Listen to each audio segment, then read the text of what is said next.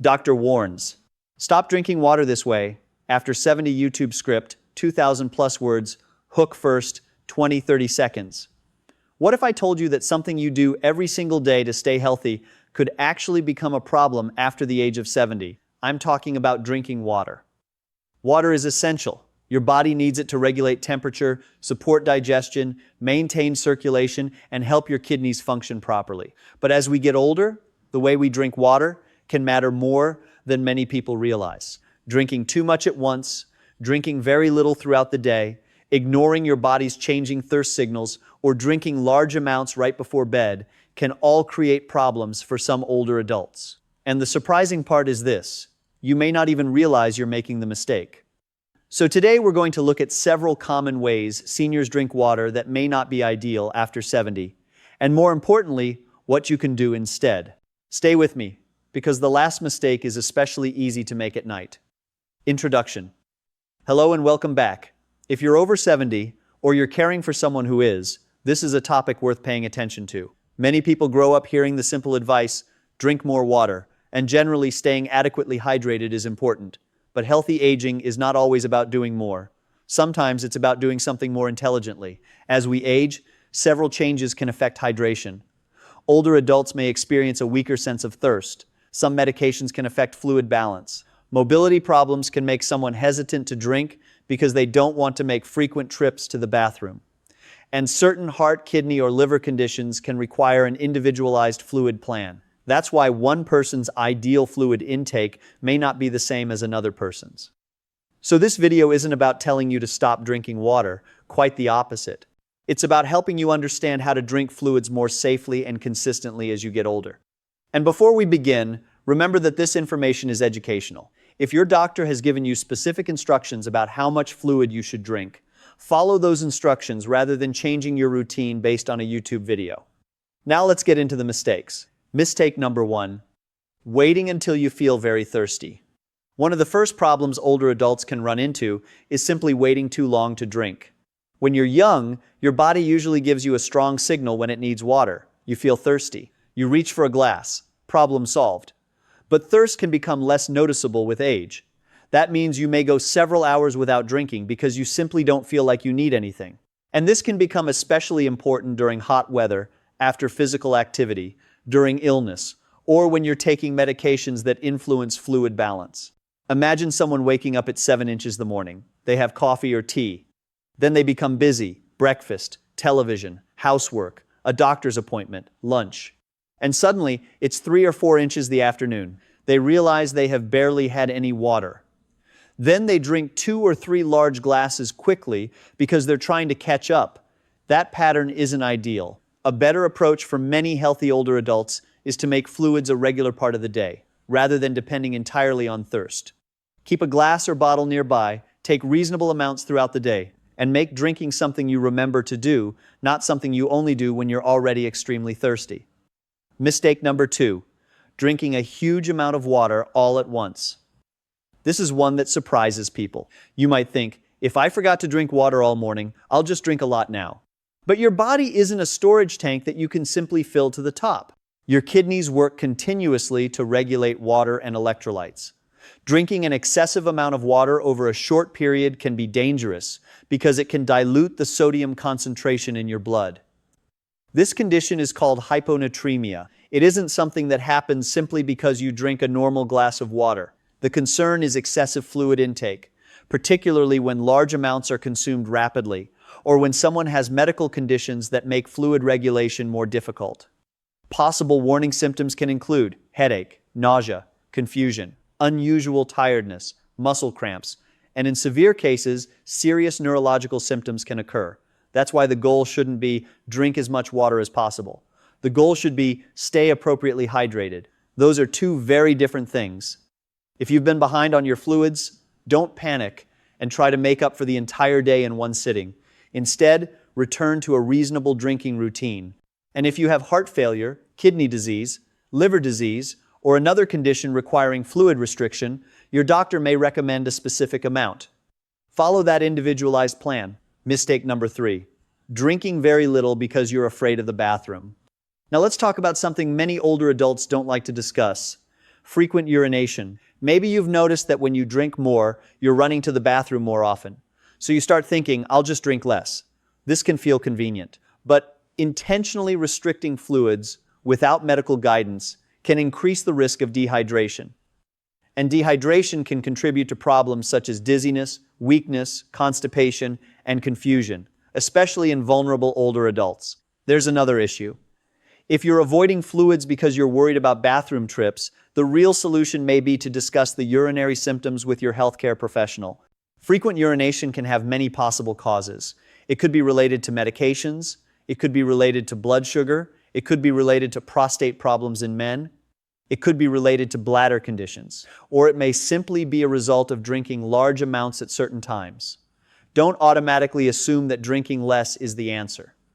Instead, talk to your doctor if frequent urination is interfering with your daily life. Mistake number 4, drinking most of your water right before bed. Now we come to one of the most common nighttime mistakes. You realize you didn't drink enough during the day.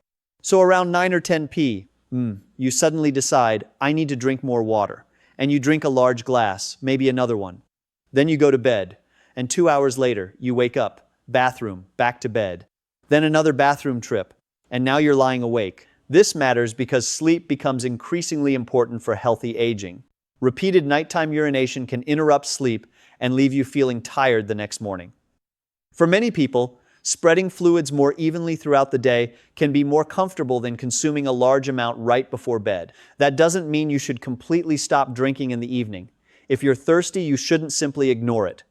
And if your doctor has instructed you to drink at a certain time, follow that advice. But if you're routinely drinking a large amount immediately before bedtime and waking several times during the night, consider discussing your fluid timing and nighttime urination with your healthcare professional. There may be a better routine for you.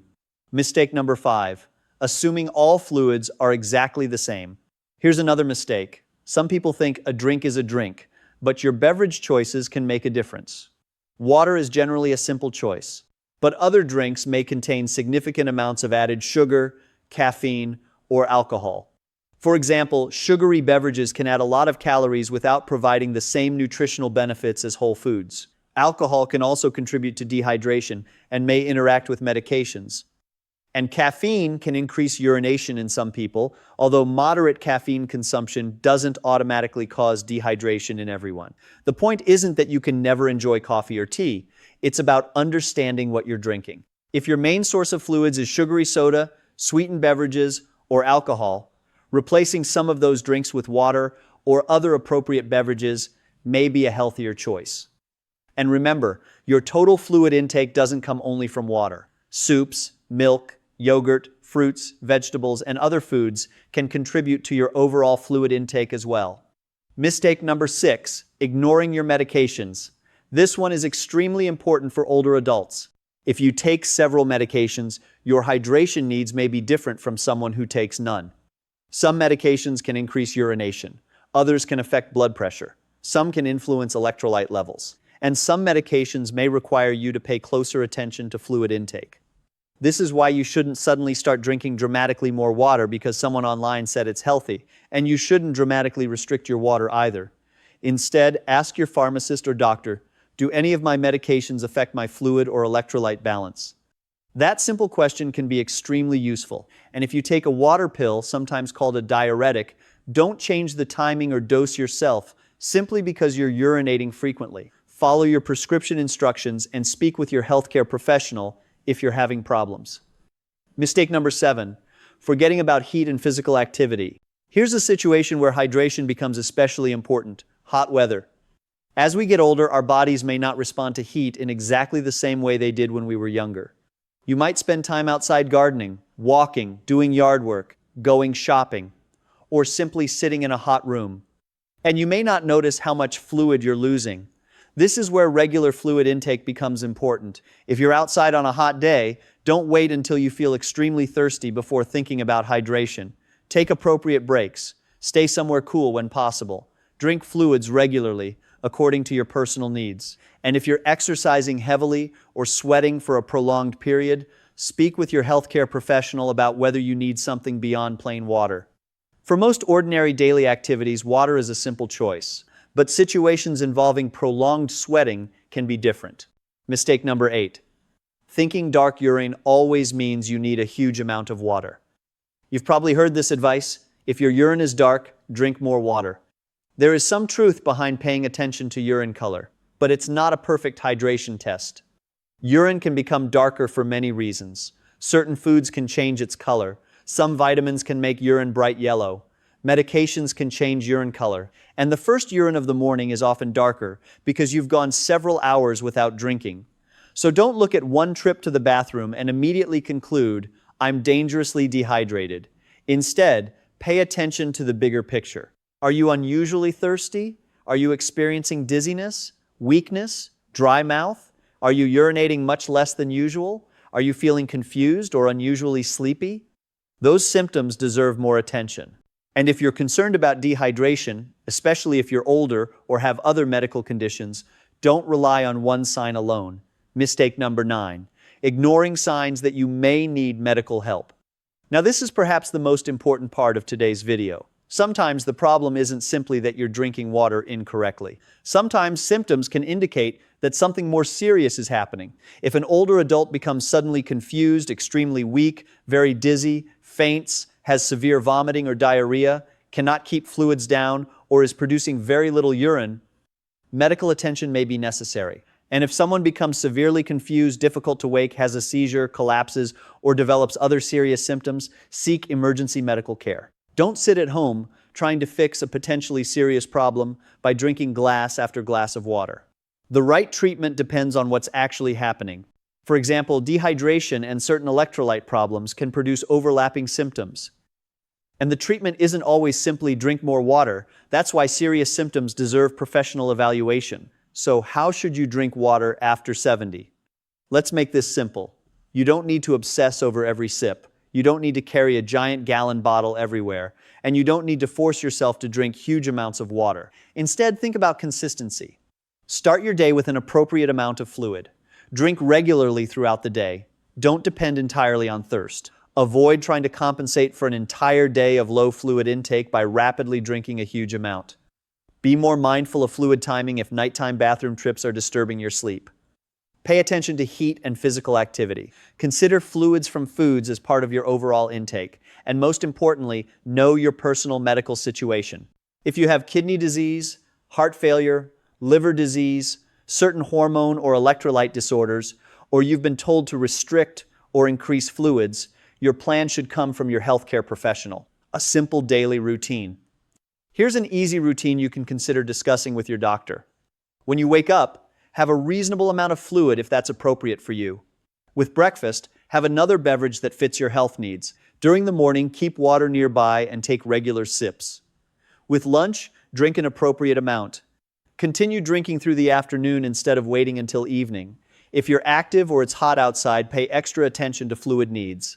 Then in the evening, continue drinking when needed, but if nighttime urination is a problem, avoid suddenly consuming a large volume immediately before bed. Again, this isn't a prescription. It's simply a way to think about hydration as a steady daily habit rather than something you have to catch up on. One more thing many seniors overlook. There is something else I want you to remember. Sometimes the easiest way to improve hydration isn't simply to drink more. It's to make drinking easier. If walking to the kitchen is difficult, keep water within reach. If you don't like plain water, ask your healthcare professional about appropriate alternatives. If you forget to drink, use regular daily activities as reminders. For example, after waking up with meals, after taking certain medications if appropriate, after a walk, during breaks, and throughout the afternoon. Creating a routine can be much easier than trying to remember randomly when you should talk to your doctor. If you're regularly feeling dizzy when standing up, if you're frequently confused or unusually tired, if you're having repeated nighttime urination, if you're constantly extremely thirsty, if you're urinating much less than usual, or if you're unsure how much fluid you personally should drink, don't guess, ask your healthcare provider. And if you've been diagnosed with a condition involving your heart or kidneys, don't follow generic hydration advice without checking whether it applies to you. Your body is unique. Your medications are unique. Your medical history is unique. So your hydration plan may need to be unique too. Conclusion. So let's come back to the title of today's video. Doctor warns, stop drinking water this way after 70. The message isn't that water is dangerous. Water is essential. The message is that how you hydrate can become more important as you age. Don't wait until you're extremely thirsty. Don't drink huge amounts rapidly just because you forgot earlier. Don't intentionally avoid fluids all day because you're worried about using the bathroom. Don't consume most of your fluids immediately before bed if it's disrupting your sleep. Don't ignore medications or medical conditions that affect your fluid needs. And don't try to treat serious symptoms by simply drinking more water. Instead, build a steady, sensible hydration routine. Small habits repeated every day can make a big difference in how you feel. And if you're over 70, remember this. Healthy aging isn't about doing everything perfectly. It's about understanding your changing body and making smarter choices. If this video helped you understand hydration a little better, please like this video and subscribe to the channel for more simple, practical health information for older adults. And I want you to do one more thing. Leave a comment below and tell me, how many glasses of water do you usually drink in a day? Your answer might help someone else realize they need to pay more attention to their hydration habits. And if you know a parent, grandparent, friend, or loved one over 70 who might benefit from this information, consider sharing this video with them, because sometimes a simple reminder at the right time can make a meaningful difference. Take care of yourself, stay informed, and remember, don't just drink more water, learn to hydrate wisely. End screen. This video is for educational purposes only and does not replace individualized medical advice, diagnosis, or treatment. If you have a medical condition, take prescription medications, or have been given specific fluid restrictions or recommendations, follow your healthcare professional's guidance.